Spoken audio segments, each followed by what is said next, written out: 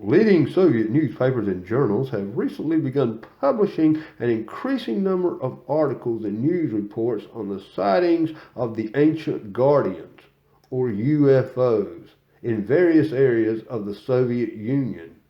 The ancient guardian authority will inspire a mystical bowing of the knee. Forewarned long ago. Y'all want to know what I'm reading, where it comes from? That these things wrote this. If you go back to maybe the first one, the second one that I read, you're going to hear things that doesn't sound like men. That there's obviously men can't do this type of complex negotiating and side dealing, and keeping everything on the same track. It may be an Amtrak versus a freight car, but they're on the same track. It doesn't matter what you're looking at. It's headed in the same direction. We execute people in such wise ways that none save the Brotherhood can ever have a suspicion of it. Not even the victims themselves of our death sentence. They all die when required, as if from a normal kind of death. In this difference in capacity for thought between the humans and ourselves may be clearly discerned the seal of our position on the chosen ones of our higher quality, in contradistinction to the brute mind of the people. Their eyes are open, but see nothing before them, and do not invent, unless perhaps material things. From this it is plain that the God of this world has destined us to guide and rule the world at our discretion. When comes the time of our overt rule, the time to manifest, we shall remake all legislatures. All our laws will be brief, plain, stable, without any kind of interpretations, so that anyone will be in a position to know them perfectly.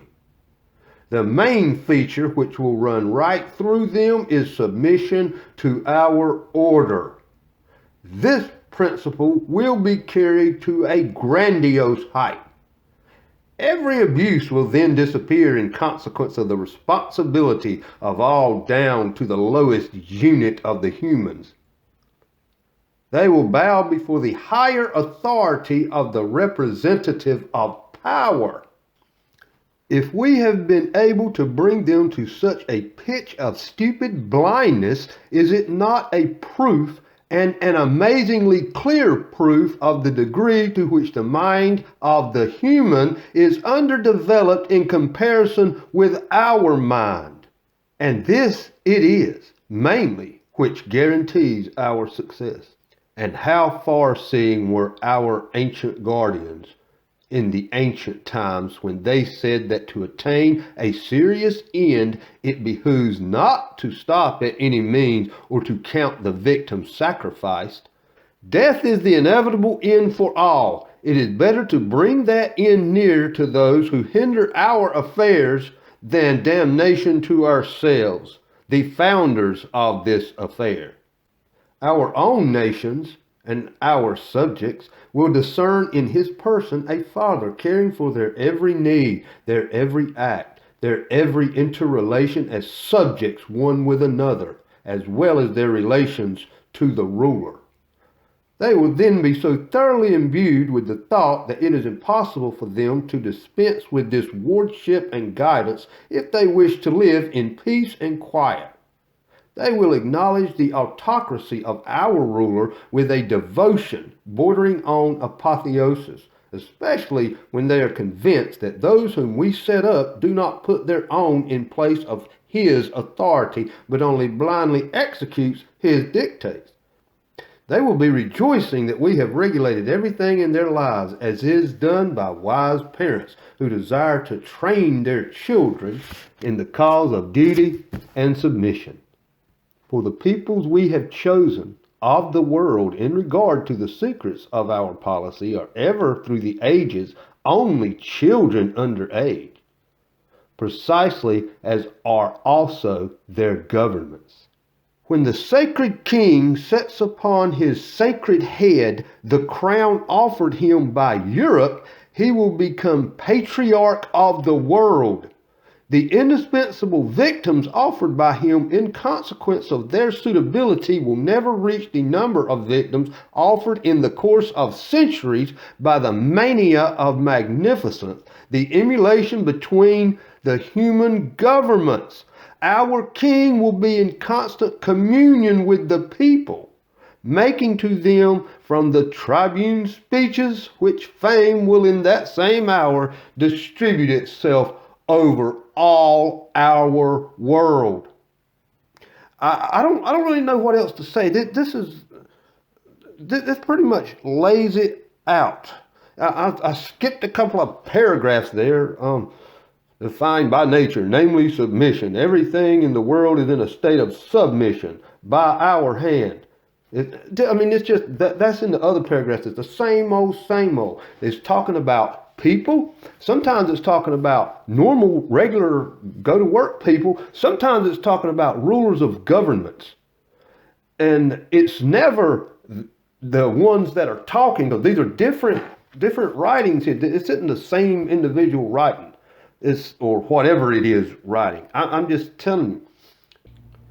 As ancient guardians ascending the throne of the world, all of these financial and similar shifts, as being not in accordance with our interests, will be swept away so as not to leave a trace, as also will be destroyed all markets, since we shall not allow the prestige of our power to be shaken by fluctuation of prices set upon values. We shall announce by law at the price which represents their full work. Surely there is no need to seek further proof that our rule is predestined by God. Surely we shall not fail with such to prove that all evil which for so many centuries we have had to commit has served at the end of ends the cause of true well-being, though it be even by the exercise of some violence, yet all the same it will be established. True force makes no terms with any right, not even with that of God. None dare come near to it so as to take so much as a span away from it. The ancient guardian will inspire a mystical bowing of the knee before it, and a reverent fear before it of all the peoples. A true force that makes no terms with any right, not even with that of God. Our authority will be more glorious because it will be all powerful. One authority will be the crown of our order, and in that is included the whole happiness of the ancient guardians.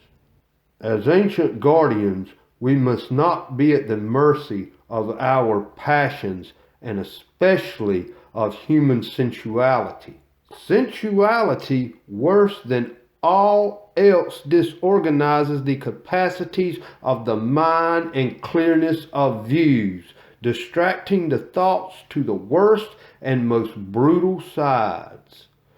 That's a lot like lessons you would learn from the fallen watchers who came upon the women and created the Nephilim. That's the kind of lesson I would expect them to be teaching. Sensuality, worse than all else, disorganizes the capacities of the mind and clearness of views. That is pretty much it. The ancient guardians, in the person of the Supreme Lord, of all the world. The Supreme Lord must be of exemplary irreproachability. These are fallen watchers writing this. That's what this is. Some of them are human. They give names, and some of these things are written during meetings that I don't know who's actually saying this out loud in a meeting for it to be recorded as the minutes of a meeting or transcript. I mean, this is the kind of stuff you say, two or three in a corner, maybe in a completely separate building, you talk about stuff like this. But to have this, the way this is presented is really, really incredible. I'm just saying.